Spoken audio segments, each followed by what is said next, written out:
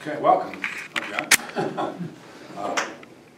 As you probably observed, there's nothing in your folder this morning. Okay. The aspirant spouse meeting dates, which you signed up for last time. This is the final. Thank you. This is the final listed. Those are the times, and it repeats again who will be there, okay? And it is just an interview kind of with you, okay, to find out. And we have I don't know if you know Deacon Forrest Gray. He came out of the class of 1970. The class he came out of, but he came. It was in the 90s, I think. Either one of the classes in the 90s, either 92 or 97. So, and he has the opportunity to. His wife was Maria Cruz, right, and his son said mass this morning. Okay. And he just finished is actually finishing his writing on his dissertation for a doctorate from the Gregorian in Rome, and he's finishing it up, and he goes back next year to defend it. So anyway, and he's right now he's assigned at the cathedral. Okay? So Christopher Gray, Father. Prefers to be called Father Christopher, or Father Gray, and I think we've got him on the schedule this year, so you'll have a chance to meet him. He's extremely bright. He had an opportunity, from what I understand, to spend time with. He speaks German, and had an opportunity when. The previous Pope was, after the Pope resigned, he had time to spend some time with him, and they would sit down and converse together. So anyway, that's and his father basically was the tour guide for his wife, and he went out on all the missions. I mean, he was amazing, driving every weekend out to missions all over the state of Utah, and then he would do scapes out there. So anyway. Really had quite an experience. Okay, any questions on this? Or it's here, right? On the assessment, yeah, it's here. It'll be in the Bishop Niederauer room back there, the boardroom, right next to the bishop's office. Okay, registration for the Pastoral Congress. Is that going okay, or are you all going to have an opportunity to attend and all that? Okay, if you can, that'll be good.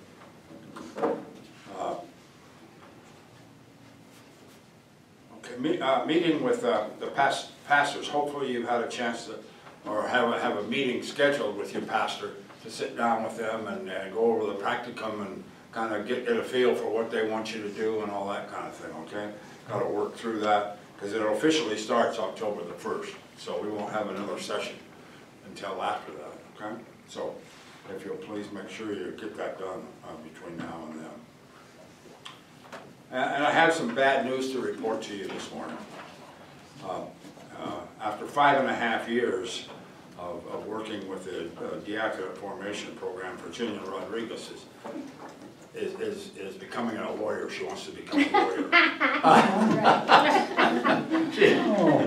She is leaving the diaconate formation and becoming a lawyer in the judicial vicar's tribunal office. So she's staying in the diocese, and she's going to be working with the lady who has been it's Viola. But anyway, Viola is moving up to who's been with the office for a number of years. Is moving up to or is moving over to to finance, and so Virginia has taken that position. she's always wanted to be a lawyer, and she's practiced law without a license, but Yeah, really. in the court system. But That's anyway. when I represent myself. There's no way we can thank her. She has been a godsend for us. And I wish her good luck, but at the same time I told her, I hope they reduce your pay so you won't go. But anyway, they didn't do that, so. I said, I'm just moving across the street. Just across the street. She'll wish she was back here after she lives there for a couple months, but anyway. So anyway, we wish her the best. What were the results on your the catechism test? Excuse me, Drew. Is there a replacement yet for Virginia? No. The position will be announced Monday in the diocese. So it goes out to all the churches and it goes to the schools, the high schools, all the school levels, all the schools, and so hopefully we get some interest. I think we will.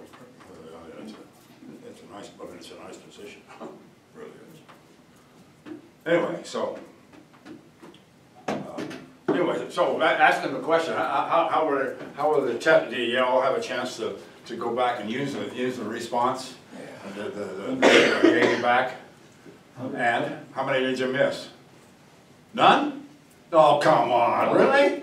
I copied Jeff. We didn't. Oh, you copied Jeffrey. Jeff copied Jeremy. We're good. I was the only one that didn't cheat. Did you miss any? No, I didn't. You did, huh? I was And you inspired. didn't get a chance to do it, huh? No, I did something. I did that. Well, it sounds like you might be correct if everything worked there. So you didn't miss any either, huh?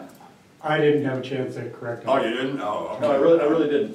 But you take your time and go through the questions and find them in the book. Yeah, look at them and go through the questions and see if you in fact missed them. I mean, it's part of the learning process. You know, I mean, I find it rare that you didn't miss at least one. But anyway. I didn't know. Well, if I did miss. Had I not had the book, I would have missed. Oh, you didn't? No, had I not used the book, Oh. if I would have just gone through the questions and Okay. come on, Okay. absolutely. All right. Okay. You find them. So, They're there. yeah. Okay. Yeah. Okay. That's good.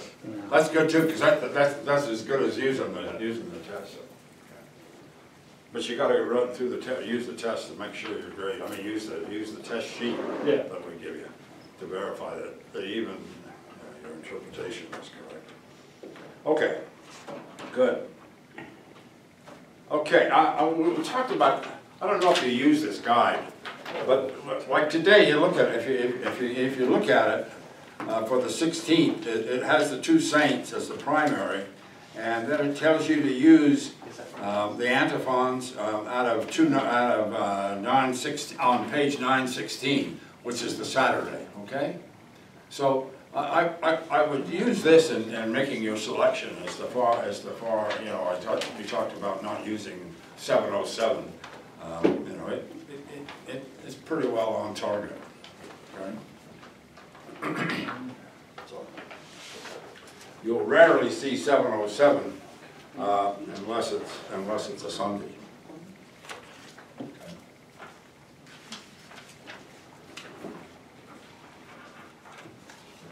So we should use the antiphon and the corresponding psalm. Yeah. And 916. Yeah. That's what should have happened. Okay. So, but go ahead. Yeah, and it goes through every day. So why is the white book? except when it says on the 27 on tomorrow on the for the 24th Sunday in ordinary time, it tells you morning prayer is on 9:26. Well, that's a Sunday, but it'll refer you back on that Sunday to 7:07. Okay.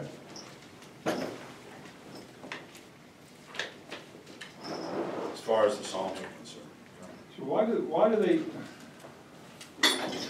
do they even mention 1402, which is the common that's marked? Well, they do it in that book, and in the actual liturgy of the hours, because it's always an option. But I mean, this is the guide, and because it varies from country to country, okay, or province to province actually.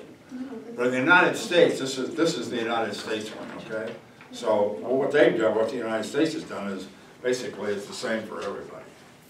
Okay? So we should, Throughout all the provinces. so we But should, in different countries, it's not. It varies. Well, you can be in Africa and you don't know where you are. I mean, you gotta make sure that you're checking. Right, so. Right? I got 100% on chapter 1 so far. What's that? I got 100% on chapter 1 so far. Oh, you did? pass it to Noel, so you know. She's scoring your test? Holy smokes. Sorry. Now, be tough, teacher. I mean, come on. I'm going on your thing. Yeah. All right. No, I would have missed, I would have done all that well, but I have not read it. I hope Orlando is gonna be here this morning. Oh, with this little red book, you couldn't go wrong. Yes, I'm saying it's there, Yeah. so Yeah, take your time to find it. Yeah. that's a good summary, it really is. It's, yes, he's asleep at the switch. Take a minute break and take some time if you want.